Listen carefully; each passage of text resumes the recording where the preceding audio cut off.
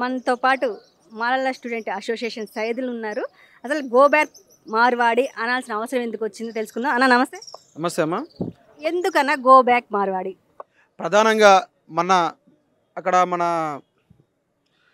ఒక దళిత సోదరునిపై దాడి జరిగి అది ఒకటేసారి చూసుకుంటే వాళ్ళు మార్వాడీలు కానీ అక్కడ ఎస్కే జ్యువెలర్స్ వారు కానీ ఒక దళితుని విచక్షణ రహితంగా కొట్టి అక్కడ ఉన్న దళిత సంఘాల నాయకులు ఎస్సీ ఎస్టీ అట్రాసిటీ కేసు పెట్టి అసలు వాళ్ళు లెక్క చేయకుండా విపరీతంగా వాళ్ళు కార్లు అడ్డం పెట్టి అసలు తెలంగాణ వాసులు కాకుండా వాళ్ళు రాజకీయంగా ఆర్థికంగా బలంగా ఉన్న మార్వాడీలు ఒక దళితునిపై దాడి చేసి ఎవరు అడగరలే అన్నట్టు చూసిరు. అది సోషల్ మీడియాలో కానీ వివిధ రకాలుగా ఒకటేసారి వైరల్ అయ్యేసరికి తెలంగాణ రాష్ట్ర వ్యాప్తంగా ఉన్న కవులు కానీ కళాకారులు కానీ విద్యార్థి సంఘాల నాయకులు కానీ మేధావులు కానీ ఒకటేసారి స్పందించేసరికి ఈ యొక్క మార్వాడి ఉద్యమానికి ఇది ఆజ్యం పోసిందిగా మేము ఉస్మానియా యూనివర్సిటీ విద్యార్థి సంఘాలు కన్నా ఒక దళిత సోదరునిగా దళిత సంఘాల నాయకులుగా అక్కడ దాడి జరగడం ఇక్కడ మేము వెంటనే ఉట్టిన అక్కడ వెళ్ళి అక్కడ ఆ నాయకునికైనా మా దళిత సంఘాల నాయకులు సందర్శించి పరామర్శించడం జరిగింది.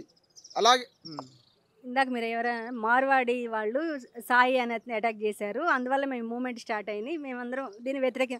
ఎవరైతే మార్వాడి వాళ్ళు సాయి అనేతని అటాక్ చేశారు, మరి సాయి ఎందుకు వాళ్ళతో కాంప్రమైజ్ అయ్యాడు? ఒక దళితుడు అని సాయికి అటాక్ జరిగిందని దళితుడి కారణంగా దాదాపు చాలా ముందుకు వచ్చి స్వచ్ఛందంగా గో బ్యాక్ మార్వాడి అంటే సాయి ఎందుకు కాంప్రమైజ్ అయ్యాడు? ఇప్పుడు ఆ దళిత సోదరుడు సాయి ఎందుకైంది అన్నది అక్కడ ఇంటర్నల్ కారణాలు ఏమున్నాయి అనేది కానీ వాస్తవానికి ఎవరు తెలియదు. ఎందుకంటే ఈ మూమెంట్ రూపుమాపడానికి మీడియా పక్షాన వచ్చి అందరు కానీ నాకు మార్వాడీలు ఎలాంటి చేయలేరు, ఎస్కే జ్యువెలర్స్ వాళ్ళే వచ్చి నాకు దాడి చేసిరు, వాళ్ళ మీద మేము ఎస్సీ అట్రాసిటీగానే కేసు పెట్టడం జరిగింది అంటుండు ఆ సోదరుడు. ఎందుకంటే మేము ఇక్కడ ఉస్మానియా యూనివర్సిటీలోని విద్యార్థి సంఘాల నాయకులు బంధుకు పిలుపునివ్వడం జరిగింది. అట్లా స్వచ్ఛందంగా వివిధ జిల్లాల్లోని మా యొక్క ఆర్యవైశ్య సంఘాలు కానీ కోమటులు కానీ అంత పద్మచారులు కానీ స్వచ్ఛందంగా వచ్చి బంధులో పాల్గొని ఇక్కడ ఆమడగలు కలవకుర్తి ఆమడగలు మొట్టమొదటిగా బంధుకు పిలుపునిచ్చేసరికి ఈ ఉద్యమం ఎక్కడికో పోతుందని ఇక్కడ ఉన్న బీజేపీ పార్టీలో బండి సంజయ్ కానీ ఇక్కడ కాంగ్రెస్ పార్టీలో ఉన్న నాయకులు అగ్రనాయకత్వం కానీ ఈ మార్వాడీలకు ఇంటర్నల్గా సపోర్ట్ చేస్తూ ఈ ఉద్యమాన్ని నీరుగార్చే ప్రయత్నంలో భాగంగా ఆ యొక్క దళిత సోదరుడు మీడియా ముందుకు వచ్చి మాట్లాడి ఆయన యొక్క సమాధానం వెలుబుచ్చిందని మేము భావిస్తున్నాం. దాదాపు మార్వాడి వాళ్ళు వచ్చి నిజాం కాలం ముందు నుంచి ఇక్కడ ఉన్నారు.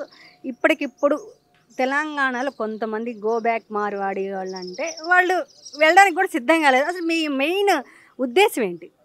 ప్రధానంగా ఒక భారత రాజ్యాంగం డాక్టర్ బాబాసాహెబ్ ఏం చెప్పిండంటే మనం ఒక ప్రజాస్వామ్య దేశంలోని ఎక్కడైనా ఎవరైనా బతకొచ్చు, వ్యాపారాలు చేసుకోవచ్చు, కానీ వాళ్ళు బతకనీకి వచ్చిన వాళ్ళే ఒక తెలంగాణ ప్రజల పైన ఇంత నియంతృత్వంగా దాడిలో తెగబడ్డారంటే వాళ్ళు ఎంత స్థాయికి ఎదిగిపోయారో, వాళ్ళు బలంగా ఎదిగిపోయారు అనేది మేము భావిస్తున్నాం. ఎందుకంటే వాళ్ళు ఈరోజు భాగ్యనగరం నుంచి పల్లె వరకు వాళ్ళ యొక్క ఆర్థిక లావాదేవీలు కానీ వ్యాపారాలు కానీ బలంగా విస్తరించిపోయినాయి. కాబట్టి ఎందుకంటే ఈరోజు మనం చూస్తే ప్రతి వ్యాపారాలు వాళ్ళే ఉన్నాయి.